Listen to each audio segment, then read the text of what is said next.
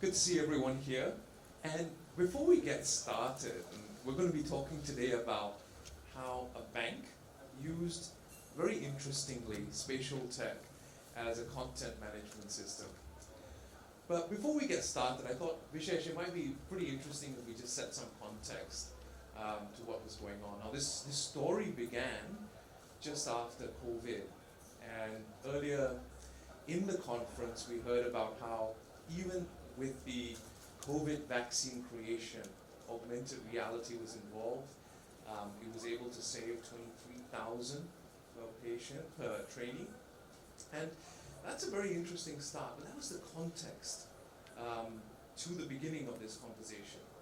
You yourself were involved in extended reality projects with the Emirates, for example. Can you tell us a bit about that so we have a sense of what was in your head when all this began?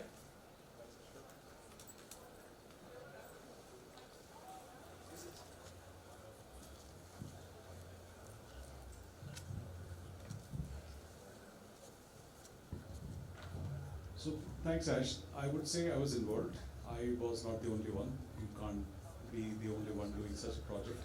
But especially with Emirates, if you think about the problem that we were trying to solve, a large airline such as Emirates essentially rolls out new aircraft for its customers, but then the dependency or the blocker for them to be able to roll out new aircraft and new experiences for customers, even with existing aircraft, is the ability to train people, train their own employees in such a way that they are accustomed to the layout of the aircraft, they are accustomed to the features of the aircraft, and are able to give that new experience for its own customers.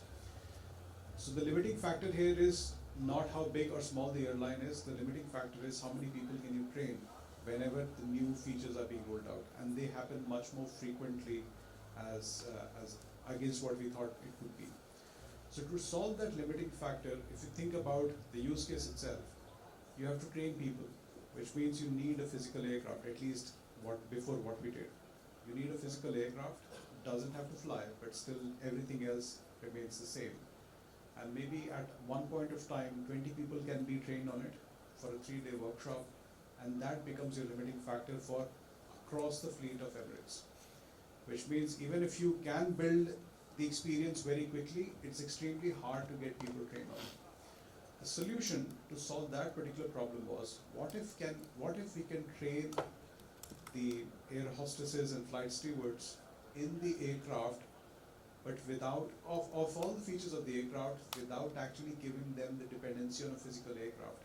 So we were building an AR/VR solution, an extended reality solution in this case, where they will be able to get a feel of the aircraft, the new functionalities that have been added, and then undergo all the training, let's say 90-95% of the training, and only the last bit is done in a physical piece of equipment. That removes all the scaling blockers that were there in rolling out these new features. Because now you're not limited by the 10 people in a 3-day workshop. You can train everyone essentially at the same time, and then just the last bits can be done in a physical aircraft. And that's essentially distinguishing Emirates on how quickly now it can actually roll out features. It was not enough that you can just roll out a feature in a particular aircraft. Now the end user, their definition of done became how quickly can my experience be rolled out to end customers now. And that's what we did as professional services, our partners that we were working with, and the Emirates team itself. Very interesting. And it's probably a really good segue into what happened with this bank in question. This idea of engaging people and making them feel connected to the organization, training them and so on. Tell us the initial goals of the bank when they approached you for using spatial technology. So when the bank reached out to us to figure out how exactly do we have this engagement with their customers, so this is a large ASEAN bank. The important thing to understand for them is that they're very geographically distributed, and they were trying to solve for 3 particular problems. And before I go there, those 3 problems, just imagine running a virtual town hall, and each town hall is a $20,000 expense. That's probably a lot of money for every town hall, which means everything has to be budgeted and things are not as done as frequently as they could have been. Now the three things that we were trying to solve, or why did the bank wanted to do this was, first the experience itself, right? This was COVID times, people wanted to do, or organizations wanted to do something different for especially their offshore teams, people who were not allowed to be in the office or could not have been for other reasons. They wanted to build a better experience. Also, this was a case of trying to get a feel of the technology itself. How do people, what kind of use case can be enabled by this AR, VR solutions? And Town Hall was one of them. Just to get their developers and technologists get a feel of the technology in a real world use case, not a hello world kind of a use case, right? Do something meaningful, get the visibility. This is a town hall, right? The CEO is presenting and other senior stakeholders, board members are presenting. So that is the level of visibility when you do something like this. So this was no longer a hello world kind of a simplified experience that we were trying to build. The third one was, how do I pilot something as important as NFTs and crypto to a safe audience, which can be the employees of the bank, 35,000 odd employees, fair enough, big chunk of people to experience your product or your technology, and then be in a position to say, yes, I'm able to roll it out to 35,000 odd people, and then I can expand it to the market itself. So those are the three primary criteria behind this whole idea of running town halls in a 3D environment. Employee engagement, but also like a safe testing ground. Can I ask you a cheeky question? Why not standard video conferencing, jazz it up a little? Why this technology? Just the experience. So the bank believes, and rightly so, that they're a technology company. They are builders of key technologies and they want to be at the forefront of the technology landscape and technology adoption as well. So you could do technically video conference, but is it as immersive as the experience of a town hall as it is supposed to be? Think of video conferences, I personally think of video conferences as the next best solution, right? How quickly can you get to the best solution is essentially the idea. So that's why the bank wanted to do it. So I remember these days very well. We've got some people in the audience, Dan, Lauren Marble, who were super involved. They were dialing in from the US. And then something happened. The world changed. Gen AI dropped. How did this change this project and the priorities for this project? So when Gen AI happened, and it happened in quite a big way, it was one of those pivotal moments in the technology landscape. Generally, the problem comes first, and then the solution comes, right? You solve for problems. This was an example of one of those pivotal moments in history where the technology comes, and I personally have customers right now who have stocked the next quarter and the next half of the year work, all projects stocked, and the mandate from the senior management is figure out ways in which you can use Gen AI as a technology in whatever you're going to do next. So the technology is driving the use case. In this case, those slightly different things happened. When we started working with the bank and their stakeholders and trying to figure out functional, non-functional requirements, what exactly is required, what we seemed to understand and got this confidence over the workshops that we were doing is, this is not just about running town halls. The key challenges were, how do they maintain assets? How do they generate assets in the first place?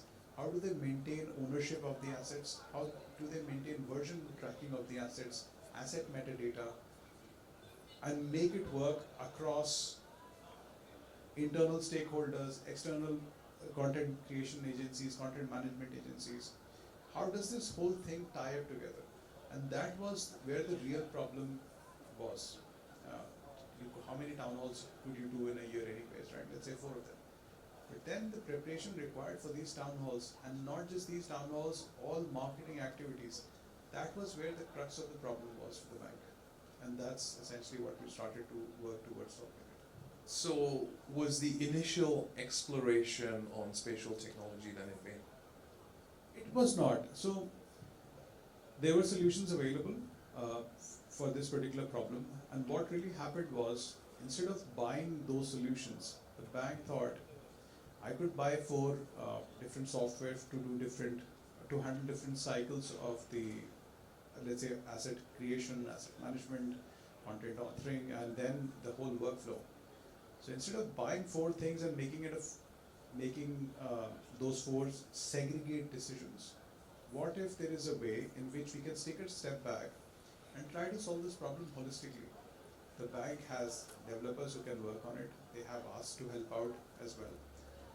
So instead of purchasing four things and making four integration projects, they said, let's try to simplify this, take a step back.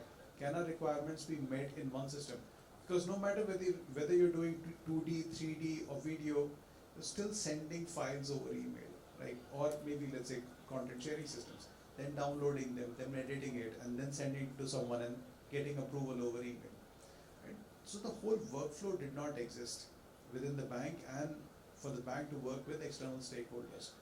That really was the problem that they were trying to solve for, and the whole content creation workflow lifecycle was then built in this new system. So in doing this, I understand that you settled then on an open source solution, which was able to also solve key operational issues, things that were real pebbles in their boots, right? What were these operational issues? Just give us a sense of three of them. So, major issues, if you think from a content perspective, you should, from a perspective of bank, you're not allowed to use stale content. Maybe the branding itself has changed. But once a content or particular image, for example, a 2D image or a 3D image or a video file, once that is created and it's out there, it's out there. You're not allowed to reuse old content, maybe because it's old branding. So that authentic source of information needs to be maintained centrally. There should be a workflow to continue to reuse old images wherever it has been referenced in the past, but then not allow reuse anymore. That's one. Second problem was this whole content authoring workflow with internal and external stakeholders. A bank like that, a big bank, would work with multiple parties externally, and they need to be plugged into the internal workflow of the bank itself. So no more sending emails over and asking for approval and making changes over email or requesting changes over email. So they need to be onboarded. The third point was liability prevention, liability cases prevention. If you're working with a third party, you are working under a strict set of terms and conditions. You're allowed to do some things, you're not allowed to do something else.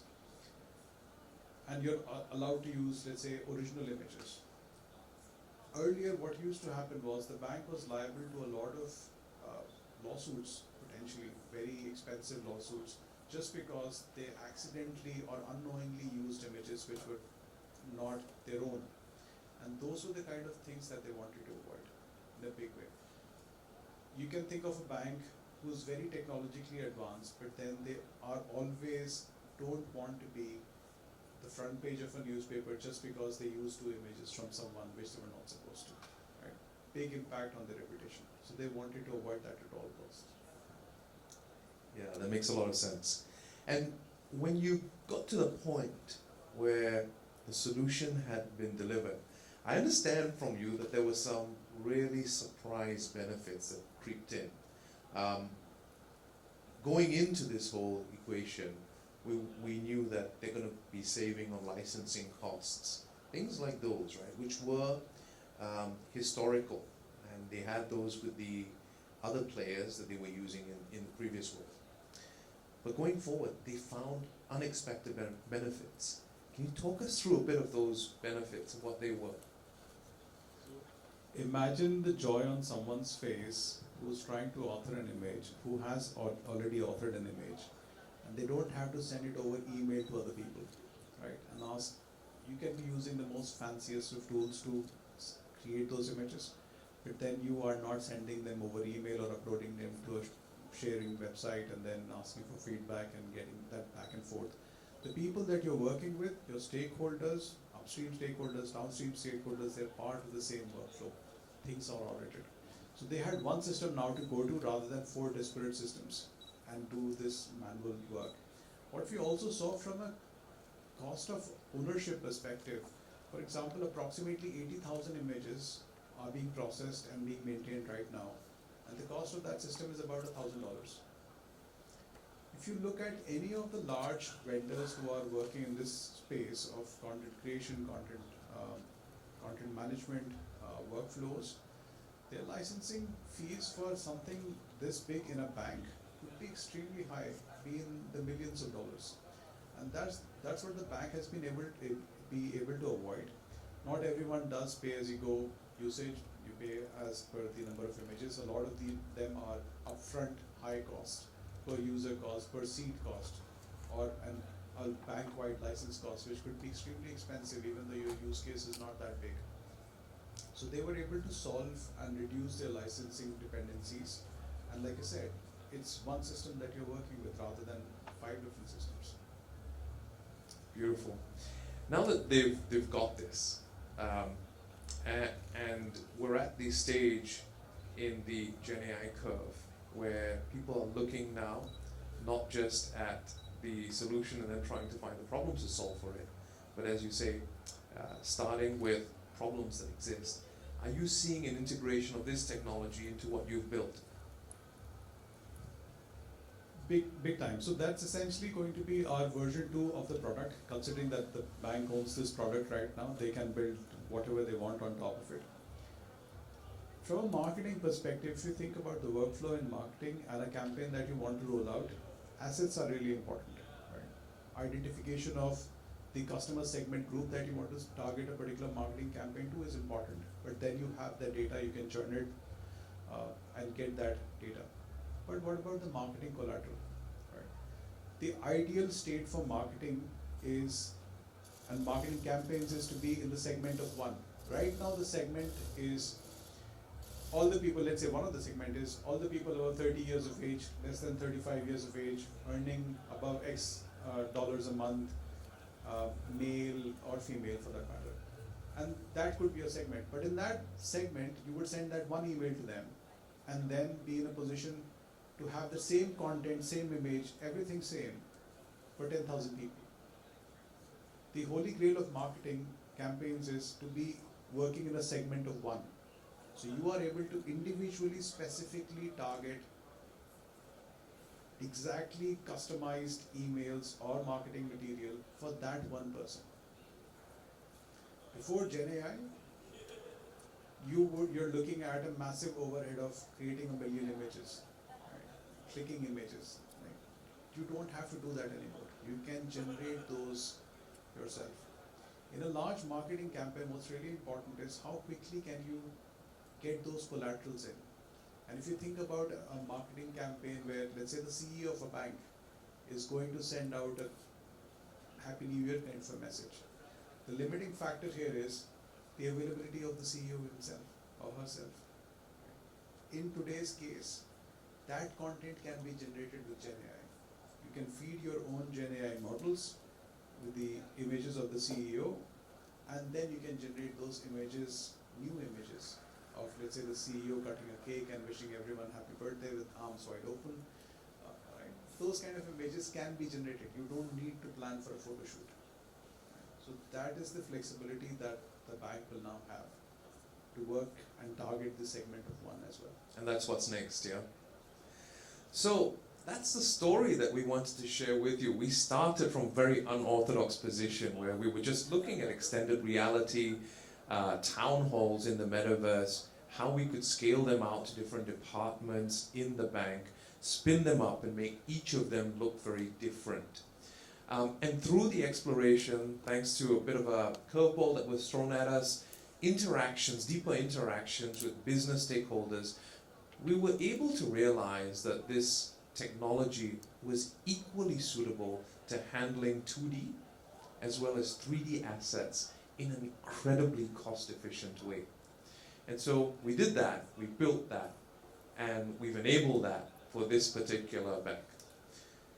That's all we have to share with you. Thank you very much. Thank you, Vishesh. Thanks, Ash. Talk soon.